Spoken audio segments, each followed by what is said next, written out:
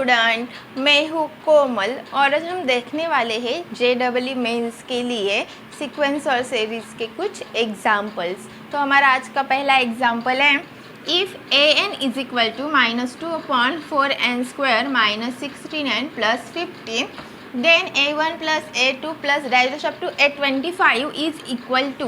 तो हमें क्या दिया है, यहाँ पे एक an दिया है, ठीक है, और हमें क्या पूछा है a1 a2 up to a25 तक की समेशन पूछिए। First we have to consider an, जो हमें an दिया है उसको हम क्या करेंगे, कंसिडर कर लेंगे। ये हुआ हमारा an। अब जब an के डिनोमिनेटर की जो टर्म है वो एक क्या है, हमारा क्वाड्रेटिक इक्वेशन है।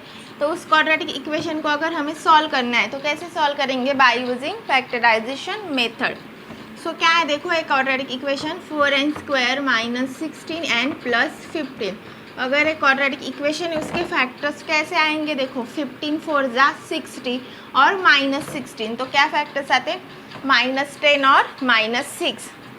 तो इसको कैसे लिखेंगे, 4n² -10n -6n + 15, ये हमारे फैक्टर्स हुए। अब इसमें से जो टर्म्स मिलेंगी उसमें से कॉमन टर्म्स हम निकाल लेंगे। तो पहले में से कॉमन क्या आएगा, 2n और रिमेनिंग 2n - 5। नेक्स्ट टर्म में से कॉमन क्या मिलेगा हमें, देखो -3 अगर हमने कॉमन लिया है तो रिमेनिंग 2n - 5। इससे हमें फैक्टर्स क्या मिले, 2n - 5 एंड 2n - 3, ये फैक्टर्स मिल गए। इस फैक्टराइजेशन को हम क्वाड्रेटिक इक्वेशन की जगह पे लिख लेंगे। तो कैसे आएगा, -2/2n - 5 इंटू 2n - 3।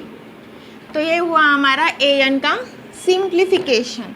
अब इसके बाद हमें जो न्यूमरेटर की टर्म है, न्यूमरेटर पे क्या है, हमें -2 है, तो -2 की जगह हम क्या लिख सकते हैं, देखो इस जो डिनोमिनेटर है उसको डिफरेंस में लिख सकते हैं क्या, देखो कैसे, 2n - 5 माइनस 2n - 3 अपॉन जो डिनोमिनेटर है वो वैसे के वैसे 2n - 5 इंटू 2n - 3 लिख सकते हैं ऐसे। देखो अगर आप इसका कैलकुलेशन करेंगे तो क्या आएगा, हमारा आंसर -2 आएगा, आप चेक करके देखना, ठीक है।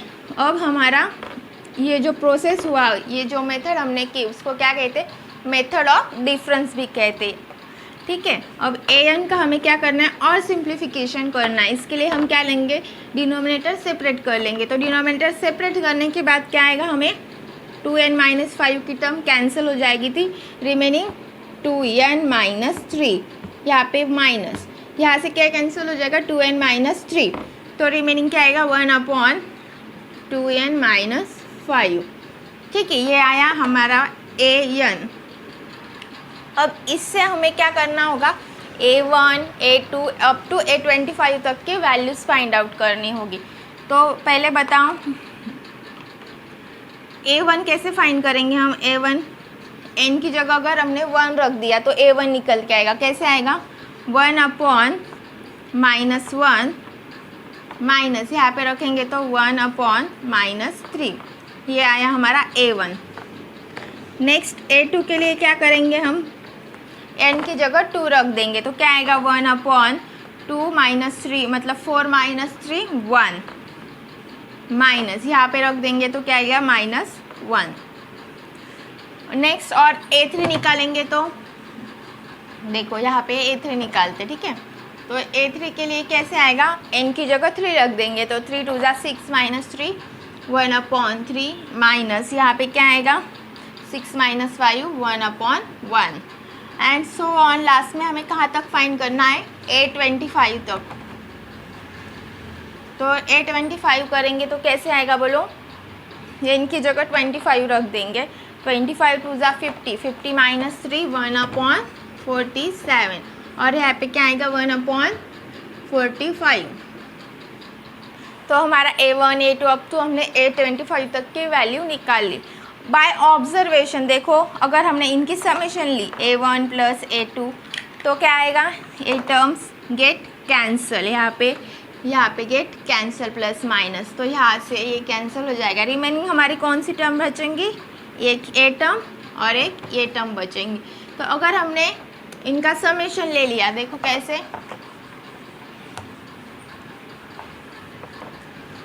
A1 plus A2 plus dash dash up to A25, तो इनके वैल्यू हमें कहाँ क्या मिलेगी, एक तो 1/3 प्लस और minus plus minus minus gate plus, और यहाँ से क्या आएगा 1/47, और इनका कैलकुलेशन अगर करेंगे तो हमें क्या आंसर मिलेगा 50/141। तो हमारी जो A1 plus A2 plus A3 plus dash dash up to A25 तक की जो समेशन थी वो क्या है, हमें 50/141 इज द आंसर।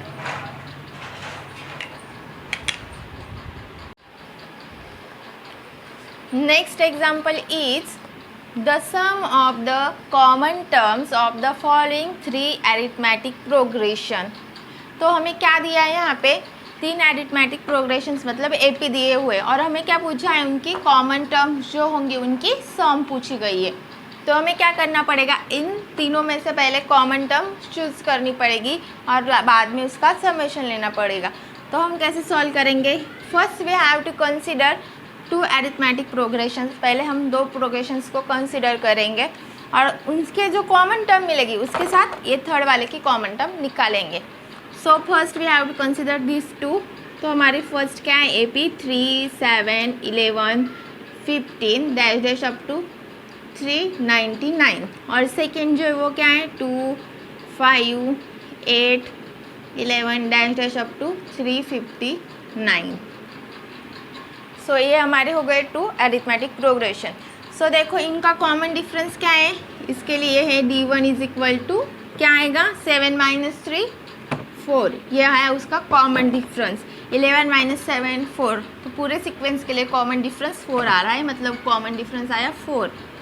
नेक्स्ट इसके लिए हम D2 कंसिडर करते हैं, D2 मतलब सेकेंड सीक्वेंस का कॉमन डिफरेंस। तो क्या आएगा 5 - 2 3, 8 - 5 3। सो सबके लिए डिफरेंस क्या आ रहा है 3, तो कॉमन डिफरेंस हुआ 3। अभी देखो यहाँ पे कॉमन डिफरेंस D1 और D2 क्या है हमारे 4 और 3, तो हम उनका अगर एलसीएम निकालेंगे, एलसीएम क्या आता 4 और 3 का 12, ठीक है। इन दोनों कॉमन डिफरेंस का अगर हमने एलसीएम लिया तो क्या आया हमारा 4 और 3 का एलसीएम 12 आता है। देखो बाय ऑब्जर्वेशन दिस 2 सीक्वेंस को अगर हम देखेंगे तो by observation first common term हमें क्या दिख रही है 11, दोनों में 11 कॉमन है, ठीक है। तो पहले टर्म क्या है हमारी 11। अभी देखो ये जो डिफरेंस रहता दोनों का और उसका जब हम एलसीएम लेते तो वो दो नई सीक्वेंस के कॉमन टर्म्स का क्या होता है डिफरेंस होता है, कॉमन डिफरेंस आता है। जो एलसीएम आता है वो नई सीक्वेंस जो मिलने वाली हमें कॉमन टर्म्स की उसका क्या रहता है कॉमन डिफरेंस रहता। तो अगर हम 11 में 12 ऐड कर देंगे तो क्या आएगा हमारा, ये जो 12 ऐड कर देंगे तो 23। अब उसमें अगर 12 ऐड कर देंगे तो कितना आएगा हमारा 35। नेक्स्ट उसमें 12 ऐड कर देंगे तो 47। नेक्स्ट क्या आएगा अप टू सो ऑन, ठीक है। तो हमारी नई सीक्वेंस इस तरह हमें मिली। अब ये एक नई सीक्वेंस मिलेगी, इसको हम कैसे करेंगे, इस थर्ड टर्म से कॉमन नंबर्स निकालेंगे और कॉमन टर्म्स निकाल फिर एलसीएम लेके, तो हमारी थर्ड सीक्वेंस क्या है अभी 2, 7, 12, 17। अभी देखो इसका कॉमन डिफरेंस क्या आ रहा है हमारा 7 - 2 5 आ रहा है। तो इसका हम क्या करेंगे 5 कॉमन डिफरेंस लेके पूरी सीक्वेंस लिख लेंगे। तो अब कितना आएगा ये 17 के बाद 5 ऐड करेंगे तो 22, नेक्स्ट 27, नेक्स्ट 32, नेक्स्ट 37, नेक्स्ट 42, 47 और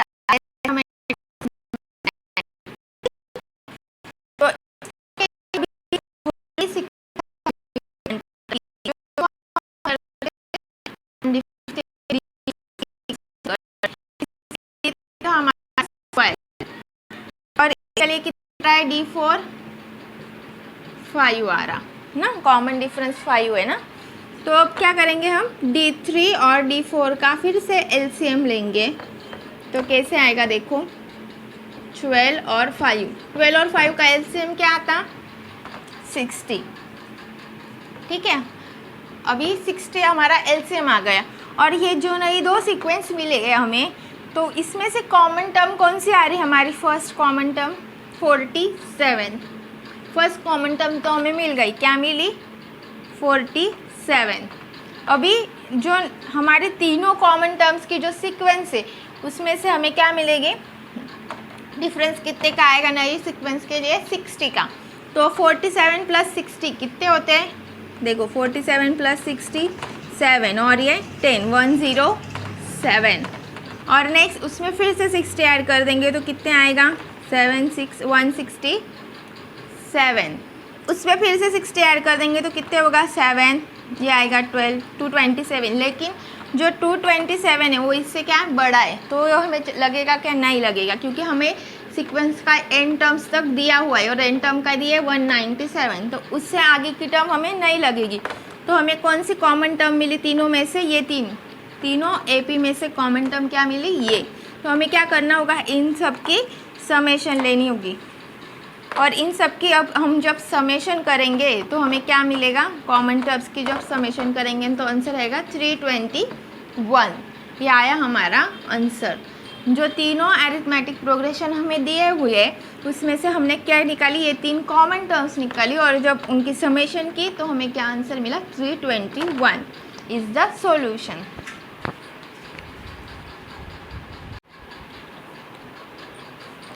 Next example is the fourth term of the GP is 500 and its common ratio is 1/m। तो हमें क्या गिवन है? Fourth term. जो गिवन है वो हम लिखेंगे पहले। तो देखो फोर्थ टर्म मतलब T4 क्या गिवन है हमें? 500। T4 मतलब AR³ which is equal to 500। Next हमें गिवन क्या है? Common ratio. Common ratio R is equal to क्या है? 1/m। सो R की वैल्यू अगर हमने यहाँ पे पुट कर दी तो वो क्या आएगा? 1/m³ is equal to 500। इससे हमें A की वैल्यू क्या मिलेगी? A is equal to 500m³। ठीक है, अभी हमें A की वैल्यू मिल गई। नेक्स्ट हमें क्या गिवन है? देखो Sn denote the sum of the first n terms of this GP। तो हमें पता है ये Sn हमारा क्या डिनोट करता है? फर्स्ट n टर्म्स की समेशन डिनोट करता है। Next, if S6 is greater than S5 plus 1 and S7 is less than X6 plus 1/2 then the number of possible values of M। तो हमें क्या गिवन है? ये दो कंडीशंस गिवन है और हमें उससे क्या पूछा है? Number of possible values of M पूछा है। तो पहले जो गिवन कंडीशन है हम उसको सॉल्व करके देखते हैं। S6 greater than S5 plus 1 और यहाँ पे क्या गिवन है? S7 is less then S6 plus 1/2। ये हमारा गिवन है। ठीक है, हमें एक फॉर्मूला पता है Sn minus Sn-1 is equal to क्या आता हमारा? An।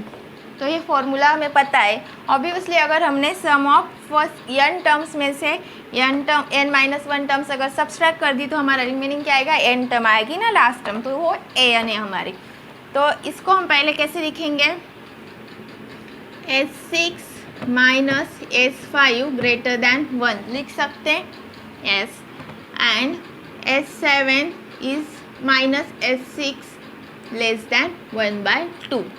अभी इस फॉर्मूले का यूज़ करके सॉल्व करेंगे तो यह क्या आएगा? हमारा A6 ग्रेटर दैन 1 और यहाँ पे A7 लेस दैन 1/2। A6 हमारा क्या रहता? AR⁵ which is greater than 1 और A7 क्या रहेगा हमारा? AR⁵ क्योंकि AR⁻n-1 is equal to An हमारा फॉर्मूला ही है, तो उसी फॉर्मूले का हमने यूज़ कर लिया।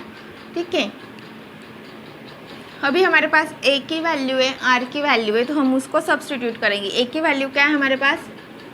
500m³ और R⁵ की वैल्यू क्या आएगी? R की वैल्यू हमारे पास 1/m, तो वो आएगा 1/m⁵ which is greater than 1 और यहाँ पे क्या आएगा? 500m³ upon m⁻⁶ less than 1/2। देखो यहाँ से क्या आएगा, यहाँ पे आएगा 2 और यहाँ पे आएगा 3, है ना। तो 500 which is greater than m square, और यहाँ पे देखो ये 2 है, यहाँ पे मल्टीप्लाई करेगा तो क्या है 1000 is less than m cube. ठीक है, अब इसको हम ऐसे लिख सकते हैं, ऑन स्क्वायर रूट लेंगे तो 500 का स्क्वायर रूट क्या आता है हमारे पास 22.36 समथिंग ऐसे कुछ आता है, 22.36 ग्रेटर दैन m, और यहाँ पे क्या आएगा क्यूब रूट लेंगे तो 10 इज़ लेस दैन m। तो हमें जो वैल्यू लगेगी वो कहाँ तक आएगी, अप्रॉक्सीमेटली अगर हमने लिया तो 22 ग्रेटर दैन m और यहाँ पे 10 लेस दैन m। तो यहाँ से हम कैसे लिख सकते हैं उसको, m की वैल्यू पॉसिबल वैल्यू कहाँ से कहाँ तक लाइन होगी 10 less than m less than 22 तक लाइज होंगी। 22 पॉइंट समथिंग है, मतलब 22 तो उसमें आएगा तो ग्रेटर इक्वल आ जाएगा। ठीक है, 22 हमें लेना पड़ेगा। तो उसकी पॉसिबल वैल्यूज़ कहाँ से आएगी, देखो 10 तो नहीं है, 10 से ग्रेटर नंबर आएंगे। तो फर्स्ट नंबर हमारा क्या आया 11, 12 डैश डैश अप टू 22 तक। तो कितने आए टोटल पॉसिबल नंबर, हमें क्या पूछा है the number of possible values of m, total number कितने आते वो पूछे। तो टोटल नंबर कितने आएंगे बोलो, total possible values of m is equal to, total कितने आएंगे n पॉइंट्स भी उसमें आएंगे ना, तो टोटल नंबर आए हमारे 12। आप काउंट करके देखना। ठीक है, अगर कुछ डिफ़िकल्टी हो तो आप मुझे कमेंट में ज़रूर पूछ लीजिएगा। Thank you friends for watching this video. अगर आपको मेरी वीडियो अच्छी लगे और यूज़फुल लगे तो प्लीज़ लाइक कीजिएगा और मेरे चैनल को सब्सक्राइब कीजिएगा।